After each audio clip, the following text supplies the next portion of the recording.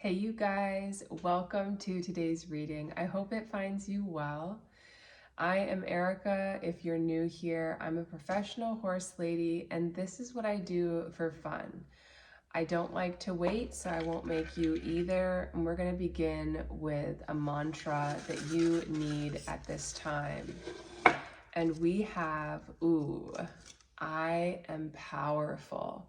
This makes me think of divine masculine energy, solar plexus energy, finding your real strength, your true strength, I want to say.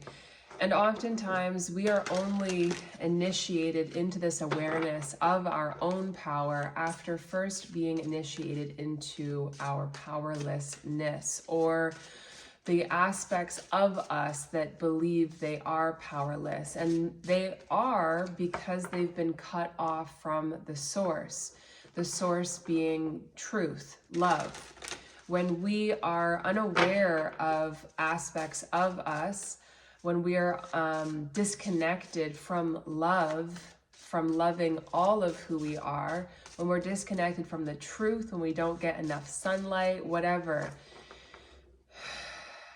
parts of us can fragment, and that fragmentation dissipates our energy, because without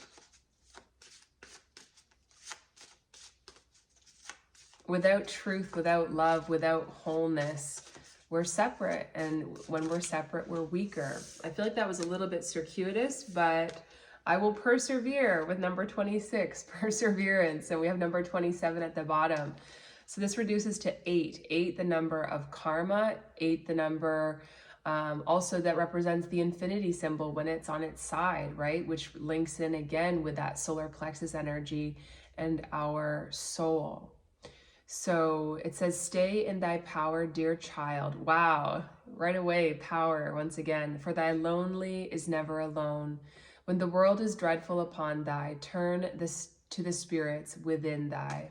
Exactly. So if you are coming up against obstacles at this time, obstacles that tested your sense of, I'm hearing inner authority and power. Yeah, just keep swimming. A time of meditation could be important. I'm seeing how this image, she's wearing a red cloak and she's got red apples. So lots of Mars energy. And yeah, that's divine masculine energy with the Emperor coming out here. So this is pretty straightforward so far. You could benefit at this time from more structure to your life, but also simultaneously softening where you have become rigid, where you've become ossified, I'm hearing. Okay, beautiful. We have the Hanged Man. Wow. The Eight of Wands. Wow. The Chariot. Wow. The Wheel of Fortune. Super powerful cards. You are definitely powerful. Wow. Judgment. These are all upright. Okay, Strength in reverse. Right as I said, that 5 on the dot. The Page of Coins in reverse and Justice in reverse. Sorry, I feel like I jinxed that. And the Hierophant in reverse at the bottom. So definitely you are at a choice point at this time. We have number 12, which reduces to 3, and number 20, which reduces to a 2. And together, this is a 5. And as I said, it's 5, 2, 5 on the clock. 5, the number of change. 2, the number of decisions. So as well, the Hanged Man is the card of surrender, of letting go. And Judgment is the energy of death and rebirth. So there's huge, massive change in these cards today that is ultimately propelling you forward into a higher velocity of rotation. I'm seeing a planet spinning on its axis, and I'm seeing energy pulsating away from the center.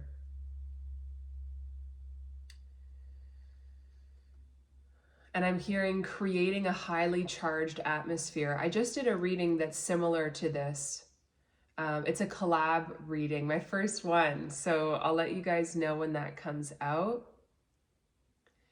But this power that's radiating off of you as you spin quickly is coming from your divine masculine energy or your solar plexus chakra, your truth. There's something that was, I'm hearing unlocked, but I'm also hearing unhinged, as if the circumstances that unlocked this power within you were somehow unhinged. There was a chaotic energy, like shearing force potentially, whether that be physically or energetically. And it was meant, like I'm seeing this energy of high-powered forward movement. This is the energy of Mercury and Sagittarius. And Mercury is the planet I was thinking of with that fast speed of rotation. And Mercury is the planet of our thinking and communication. So you might be noticing how your perspective on things external to you are shifting, the way you think, the way you process information, the way you communicate could be changing. And there's also, I think, this perspective shift from you being, I'm hearing at the helm, like at the helm of a ship is like the director, I guess, or what are they called? Not a pilot. I don't know. A charioteer. No, that's with the horses, but we do have the chariot here. Wow, chariot here, charioteer. Interesting. Stay focused. But there's this energy of being like kicked when you're down, or this energy of needing to be knocked over. Even how 8 upright is, 8, but then on its side is infinity. There's something about gaining energy by letting go, gaining perspective by releasing as opposed to trying harder. The 8 of Wands and the Chariot, though, is a lot of powerful forward movement as well. I didn't even mention how many major arcana we have. We have 1, 2, 3, 4, 5, 6, 7. 7, the number of spirit as well. Also, we have perseverance. Oh, I already said that. That's where the 8 came from, but maybe that's the 2 and the 6. It also feels like there could be a choice point when it comes to love, because 2, the number of choice, 6, the number of love. It's like choosing to love yourself more than someone else. And that could be reversed depending on what end of the polarity, what end of the scale you find yourself on, because we're always going to be switching polarities. Some of us more than others. Some of us tend to stay more rigid for longer, but it's just a matter of time before spirit brings in that powerful energy to bring the tower down. And I'm seeing elements of the tower here, even though it's not explicitly out, with the 8 of Wands and the Chariot.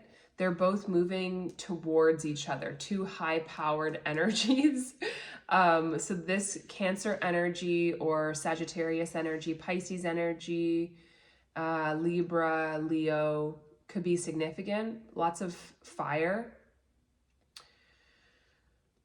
The only thing we don't have is Earth, except we do have it here in the Hierophant, but it's in reverse.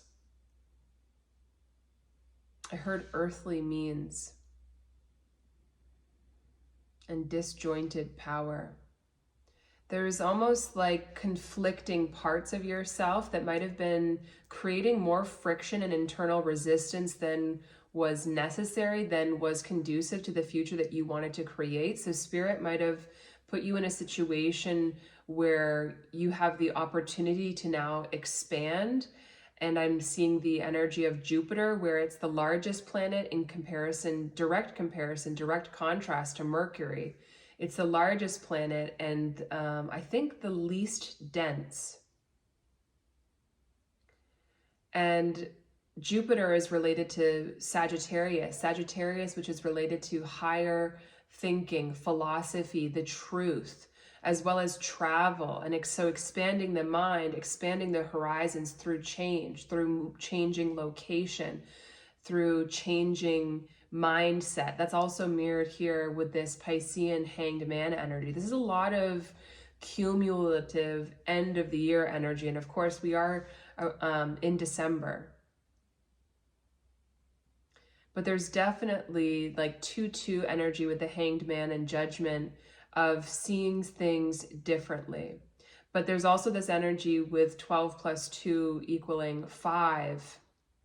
This energy of going out on a limb or needing to put some sort of plan of action in place to set you up for future success and to learn how to move in ways that you never have before. I'm hearing in relation to family drama and relationships, your finances as well for some of you. The way you make money. I also heard the way you hear money, which is a little, it's almost like getting on the same vibration as money, as abundance. Money being a manifestation of abundance, of value. So valuing yourself first feels like a strong theme here for my collective, for whoever's watching this reading. With strength, the Page of Coins, and Justice in reverse. This feels almost like avenging a timeline for your inner child. And with Perseverance, that could definitely be true, because it says, "Stay in thy power, dear child, for thy lonely is never alone. When the world is dreadful upon thee, turn to the spirits within thee."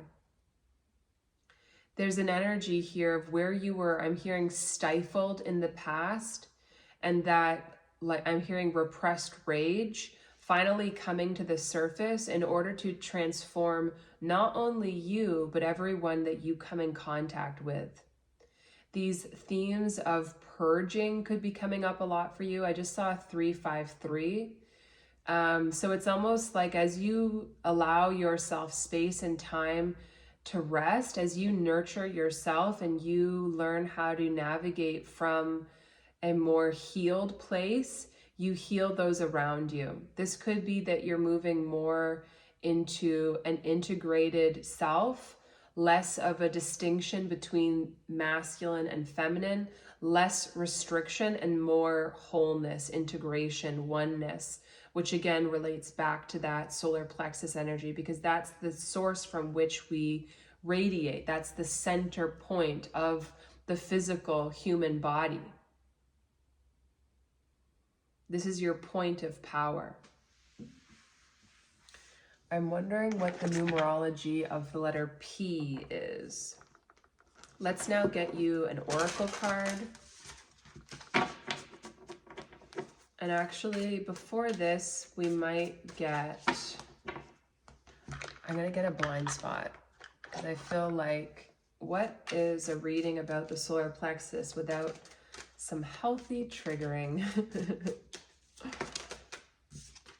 We have number 21, which also reduces to 3. It's also the number of the World card, which is a major arcana in tarot, which relates to the end. But of course, 3 is also the beginning, because it's the creation point, and it's making me think of Nikola Tesla said that if you understood the secrets of 3, 6, and 9, that you would understand the secrets of the universe. For me, that talks about 3 being the creation point, and 6 being love, and 9 being the end. It's like the cycle of life, the circle of life. And now, of course, I'm thinking of the Lion King. We have 21. This is isolation. It says, if you have drawn this sigil right now, you are isolating yourself and either telling yourself that you aren't, or are telling yourself that you need to go it alone when you don't. Exactly. You probably have all kinds of very understandable reasons why you are isolating. People don't isolate for no reason, but the isolation is not benefiting you, and it is making the situation at hand impossible. You might be not asking for help, not accepting help, not communicating with others, not including others in your decision, feeling you need to do things on your own, and avoiding people. No matter what the case may be, this situation at hand cannot be solved if you continue doing this. Ask yourself honestly, how and why am I isolating? There is a common belief that people hold that happiness and love should come from within and should never be dependent on anyone else or does not do. It tells you that your well-being is not anyone else's responsibility. It's your responsibility. It tells you that every person needs to look after himself or herself, and that we need to learn to distance ourselves emotionally from others so that we can remain undisturbed by other people. This modality teaches us that if we can't keep an even keel, remain emotionally detached, and become completely independently happy, something is wrong with us and we are enmeshed with others or codependent. All forms of dependency are seen as deficiency.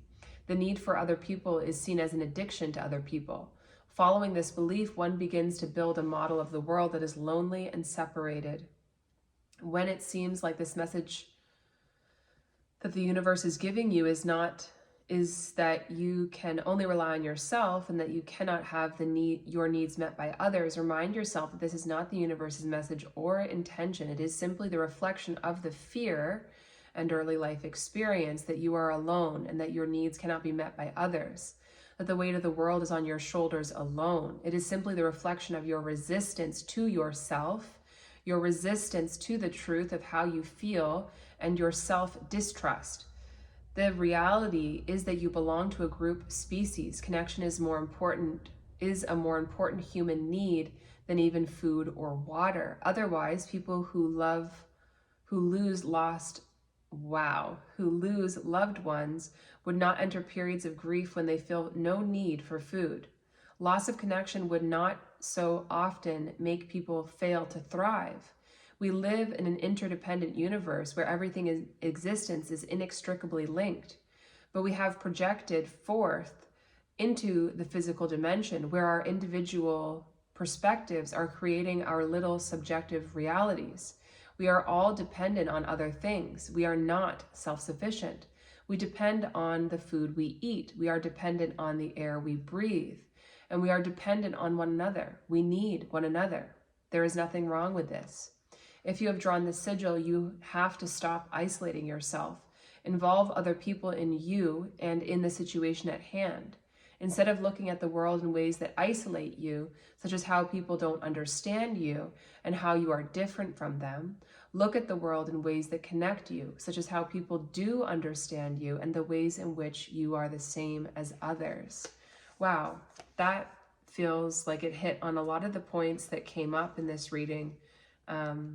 Which is just such a good feeling, which is the feeling, again, of wholeness, of being connected to spirit, that your thoughts do change reality, and that the things, that you are not some robot that needs to perfect the way you look and the way you act and the way you talk in order to be safe, but that you are a human body and an infinite soul, and you came here to create a life of pure magic.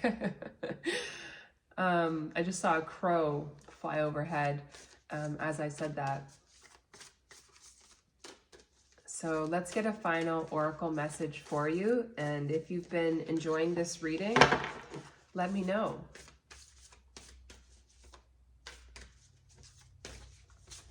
Yeah, and I'm seeing how with the Eight of Wands and Strength in reverse underneath, the Chariot and the Page of Coins in reverse underneath, the energy, I'm hearing of self-frustration, and the energy of resistance within you creates a battle that neither parts of you that are involved in the battle can win.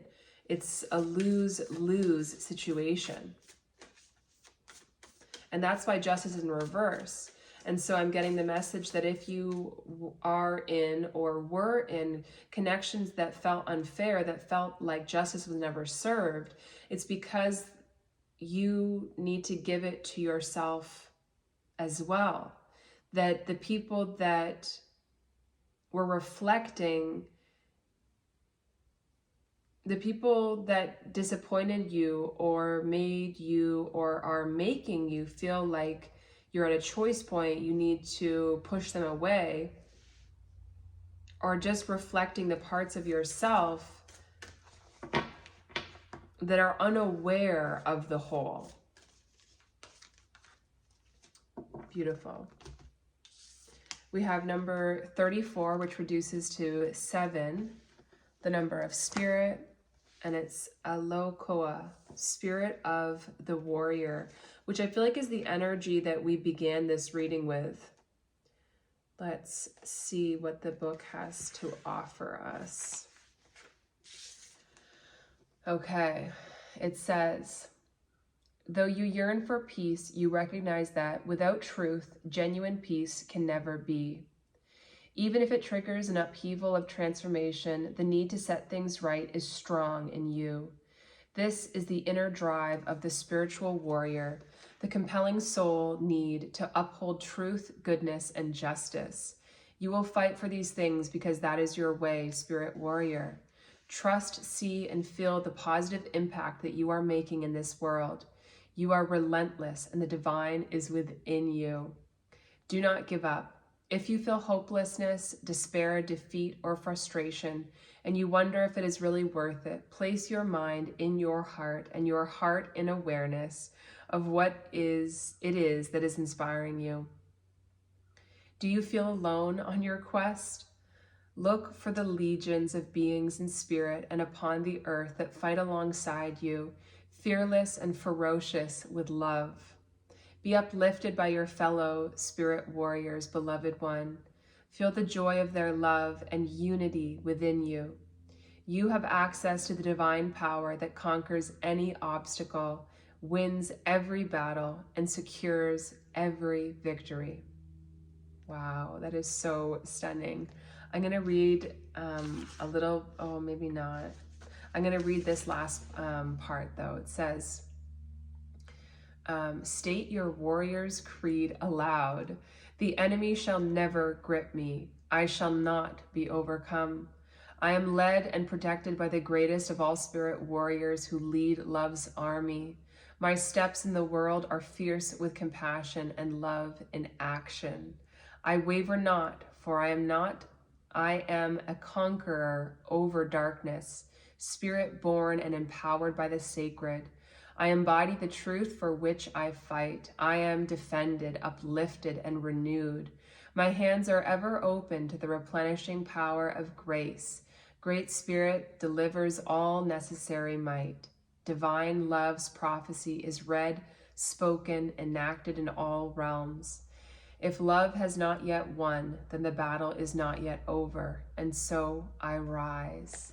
Oh my gosh, that was so stunning, and really, for me, a very synchronistic and complete reading, and I hope it served you well.